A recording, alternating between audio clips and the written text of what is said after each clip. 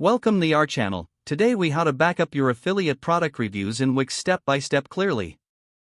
To back up your affiliate product reviews in Wix, start by logging into your Wix account. Navigate to the site that contains your affiliate product reviews. On the left sidebar, locate and click on the Content Manager. In the Content Manager, find the Reviews collection where your product review. Once you're in the Reviews collection, you'll see a list of your reviews. Select the reviews you want to back up. To select multiple reviews, hold down the Shift key and click on each review. After selecting the reviews, look for the Export option at the top of the page. Click on Export to download your selected reviews. Choose the format for your backup. Typically CSV is recommended for easy access. The file will automatically download to your computer. After the download is complete, locate the file in your Downloads folder. It's a good practice to rename the file to something easily identifiable. Now, move the file to a secure location on your computer or cloud storage. Consider creating a dedicated folder for all backups related to your affiliate products. Repeat the backup process regularly to ensure all your reviews are up to date. If you ever need to restore or import these reviews, use the Import option in the Content Manager.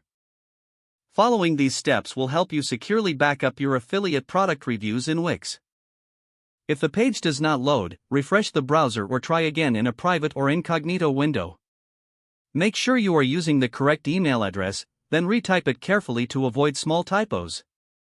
If your password is not accepted, use the Reset option and create a new strong password you can remember.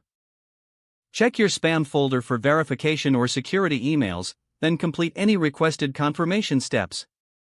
Enable two-factor authentication if available to improve account security and reduce unauthorized access risk. After signing in, review your profile details so your contact information and settings are accurate and current. If you see an error message, note it down and try again after restarting your device and internet connection. Log out when you finish, especially on shared devices, to keep your account and payment information secure. If the page does not load, refresh the browser or try again in a private or incognito window.